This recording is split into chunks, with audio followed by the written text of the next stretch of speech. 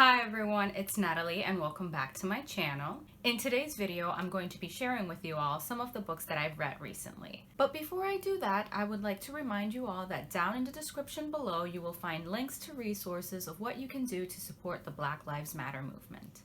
The first book I'm going to be talking about is Heartwood, Nonbinary Tales of Sylvan Fantasy. This is a collection of comics from Power and Magic Press, which is one of my favorite independent publishers. They're a very small publisher, but every year they tend to release some kind of anthology, and I've been supporting them since the first one they released. So it took me ages to get around to picking this up because I'm a dumbass, but honestly, I loved it. I loved it. Most of the things that Power and Magic publishes is fucking fantastic. So that's why I knew I was gonna enjoy it. It was just a matter of getting around to it. Now, I rated this 4.5 stars. Most of the stories in here I totally loved. And I think this is my favorite comic anthology from Power and Magic. And mainly I think that's because this has that Sylvan fantasy element, which is definitely my jam. I'm like, yes, put me in a forest, put me in a magical forest, put me with creatures, please give it to me. And so this delivered time and time again, so that's why I think this one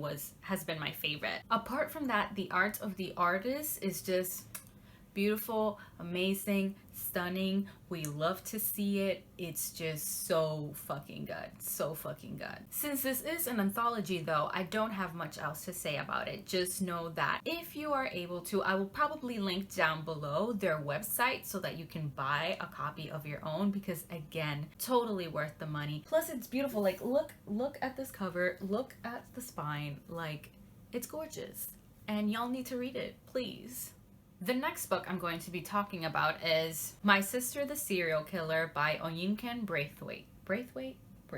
Once again, I need to stop being a clown and actually look for how to pronounce the names of authors before I start making my videos, but for now you will continue with Clown Natalie. In this novel, we're following what it says on the title. We're following our main character who has a sister who she believes is a serial killer. And tension arises when the man that our main character has a crush on starts falling in love with her sister. And so now the main character is scared that her sister is gonna end up killing this man. So she's trying to basically save him. But it's pretty low-key. Like, that's what they say in the description, but honestly what this book is a character study. This is all about our main character and her relationship with her sister. Now, I personally really enjoyed this. I rated it 4 stars. I thought it was really well written. As a character study, I was very invested in learning more about our main character. The relationship between our main character and her sister was also really complex and interesting, and I liked following that. I thought their dynamic was entertaining to follow, but also complex enough to keep you like intellectually engaged by it. The main reason I rated this 4 stars instead of 5 stars though is because this book is kind of sold the way I described it, as the main character trying to save like this man that she has a crush on. But in reality, 1, it's hardly about that, and 2, the love interest, if we can call him that, isn't that all that sympathetic, which I think that's part of the point of being like, well, how far will you go to protect someone that like they're not sympathetic but they haven't done anything wrong? So it's kind of like that frustration that intellectually I can kind of see why the author decided that the main character actually doesn't know her love interest that well, and as the story progresses she learns like the darker side of him, which again is not really all that dark. He's just, you know, a dude, a regular dude. It's not that deep, but still it was kind of frustrating to read. The last thing I want to say is that please don't pick this up if you're looking for like a thriller that will keep you on the edge of your seat. This is not that. This is just purely focused on the characters and learning the backstory of our main character. This is not trying to keep you on the edge of your seat. It's really not. That being said though, I found that because the chapters in this were really short, they did go by really quickly. I did struggle to put this down because it's just like, just a few more pages is another chapter, so I can read another chapter and then on and on and on and on and on until I was speeding through it really, really quickly in comparison to what I was anticipating would happen. So at least for me, this was still an engaging and fast-paced read, despite it not really being the purpose to keep you on the edge of your seat. Point is, I would definitely recommend picking this one up.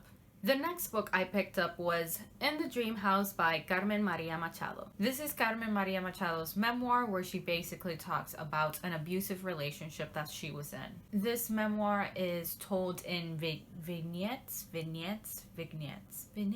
I don't know how to say that word. I can't remember right now how to say that word, but essentially it's told in very short snippets where we jump across the timeline back and forth. And I don't think, at least I listened to the audiobook and there's no mention of precise time. But the point is that it's very, very short sections jumping across time. Sometimes with nonfiction or memoirs, I'm a bit unsure on how to rate it, but I definitely gave this one 5 stars because 1, it was just beautifully written. The audiobook narration by the author was amazing. And 3, it was such an intimate look into what this relationship was like and like the thought process of living through it. I just thought that it was very, very important and meaningful, and the way it was done was just phenomenal. Like, I couldn't imagine going through something like she did and being able to write something so raw but beautiful out of it. And I think one of the things that I really appreciated about this memoir is how open Carmen Maria Machado was about the fact that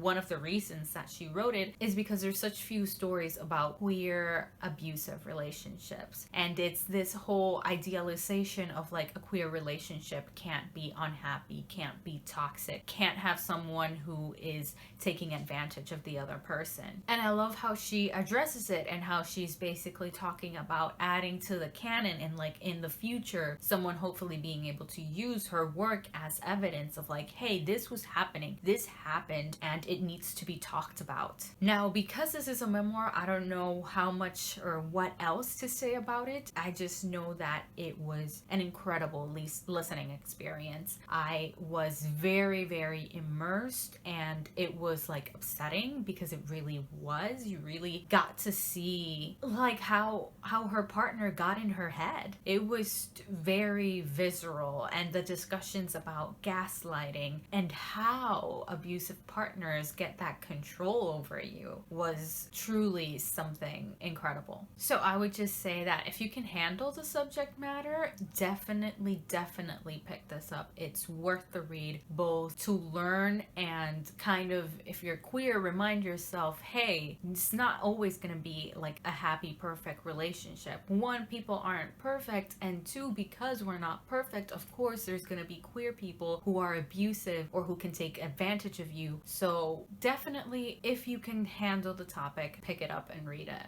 The last book I'm going to be talking about is The Disasters by M.K. England. In this book, we're following a group of characters that tried to join a space academy but were rejected from it. When they're about to head back home from being rejected from the academy, the spaceship that they're in gets attacked, and so now they're being blamed for this attack on the spaceship because they're seen leaving the scene of the crime. And so we're basically following this group of characters as they get closer together and start trying to find a way to redeem themselves and show people that they did not commit this heinous crime, because a bunch of people died on that spaceship. So they're trying to find a way to prove their innocence. I rated this book 3 stars. I really enjoyed it. I thought it was a fun time. The main complaint I see when I look at reviews of it is that they didn't spend nearly enough time in space, especially since the tagline is "Space is hard, grab a helmet." But I thought it was good enough. I thought there was enough time in space and enough time in like colony planets. I wasn't really frustrated about the fact that we weren't all the time in space. Now, this is one of the sci-fi books that I've read recently that has a quick and easy writing style, so it's very simple to get caught up in the story and want to keep reading. I was never really bored while I was reading this. I was always having a good time, and the characters were fun. Like, they weren't anything extraordinary, they weren't anything that was surprising per se, but they were still enjoyable. Like, they were basic character tropes, but nothing that I found like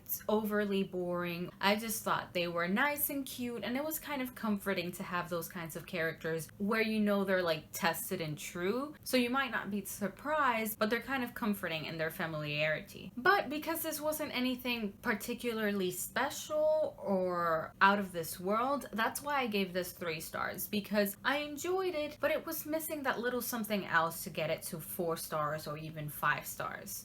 Anyway, that's it for today's video. Thank you all so much for watching. In the comments down below, please let me know one of the books that you've read recently that you've really enjoyed. If you enjoyed this video, please don't forget to like, comment, and subscribe. If you would like to follow me on any of my social media, I will leave the links to that down below in the description. But for now, see you next time.